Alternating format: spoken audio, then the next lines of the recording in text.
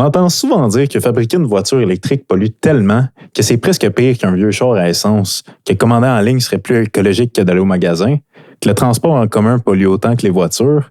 Aujourd'hui, on sépare les faits des impressions. Bienvenue à Cage, la série Mythbusting où on démonte les idées reçues sur l'environnement. Moi, c'est Guillaume, accompagné aujourd'hui de Antoine. Et aujourd'hui, on parle de transport, ce qui est vraiment utile versus ce qu'on nous fait croire. Donc, pour le premier mythe, on va parler de l'auto électrique qui n'est pas vraiment une meilleure alternative pour l'environnement. Parce que c'est vrai, qu'est-ce que les gens pensent, là? Oui, j'ai entendu parler de ça moi aussi, justement. J'ai entendu dire des gens qui trouvaient que la fabrication des batteries, ça polluait énormément. Il y en a d'autres qui disent que l'électricité vient aussi de sources polluantes. Puis il y en a même qui disent que ça revient au même qu'une auto à essence. Donc, c'est quoi qui est vrai, c'est quoi qui est faux là-dedans? C'est très vrai, en fait, que la production d'une auto électrique pollue beaucoup plus au départ, surtout à cause de la batterie. Mais il ne faut pas oublier qu'une voiture à essence, là, ça va polluer toute sa vie au complet. Donc, on peut s'imaginer vite fait que l'accumulation de pollution va dépasser largement celle qui est faite juste initialement. En effet, une voiture électrique, là, ça pollue surtout au début, mais beaucoup moins à l'usage, là, étant donné que ça ne consomme tout simplement pas d'essence. Au Québec, l'électricité est majoritairement hydroélectrique, donc très, très peu polluante, là. Après quelques années, l'auto électrique devient nettement plus avantageuse sur le plan environnemental. OK. Donc, si je comprends bien, l'auto électrique, c'est pas parfait, mais c'est clairement un pas dans la bonne direction, surtout au Québec. C'est exact. Ce qui nous amène directement au mythe numéro 2, là, qui est la livraison à domicile est toujours plus écologique que d'aller en magasin. Donc, ben oui, j'ai entendu parler de ça aussi. Il y a même des gens qui disent qu'un camion de livraison qui livre plusieurs maisons à la fois, ben ça serait moins de pollution. Puis il y en a d'autres qui disent que commander en ligne, ça serait automatiquement meilleur. Ben, c'est vraiment plus ou moins vrai, là. Ça dépend vraiment de comment tu fais tes achats.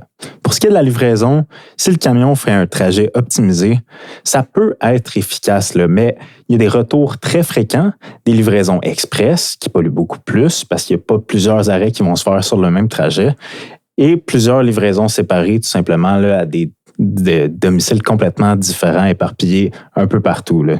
Donc, en magasin, si on compare, là, tu prends ton auto juste pour aller à un item, un achat que tu t'en vas chercher dans un magasin spécifique, c'est sûr que c'est pas idéal là, en termes de pollution. Mais si tu combines tes déplacements ou si tu y vas à pied ou en transport en commun, ben c'est super mieux que la livraison. Là, c'est même pas comparable, étant donné que la plupart du temps, il y a énormément moins de pollution. Et si tu y vas à pied, ben il n'y en a pas du tout. Donc, en gros, ben la livraison, c'est pas automatiquement vert. C'est surtout, dans le fond, nos habitudes qui vont venir faire la différence, est-ce que je comprends? Eh bien oui. Ce qui nous amène au mythe numéro 3. Le transport en commun est aussi polluant que les voitures. Donc, oui, il y a même des gens qui pensent que les autobus, ils roulent uniquement en diesel, puis ils disent qu'ils sont gros, donc ça veut nécessairement dire qu'ils sont plus polluants que des voitures conventionnelles. C'est ça, il y en a qui disent plus c'est gros, plus ça pollue, mais on s'entend qu'il y a des autobus assez gros qui sont électriques tout simplement, là, c'est assez nouveau, puis ça pollue pas du tout, là. Fait que, tu sais, un autobus, ça transporte des dizaines de personnes.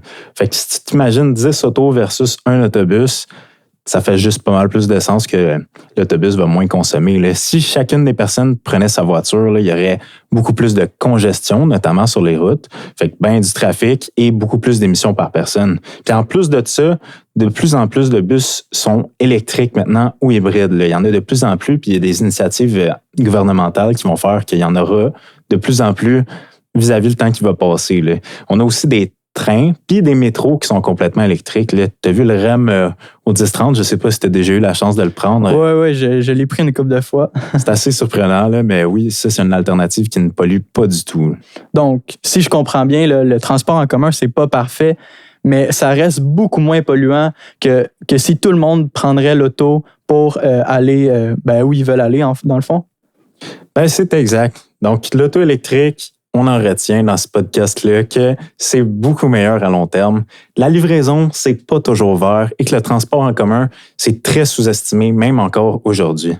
Donc, merci beaucoup d'avoir assisté à cet épisode de Cage. Dans le prochain épisode, on parle de ce qui se passe directement chez nous, l'énergie à la maison.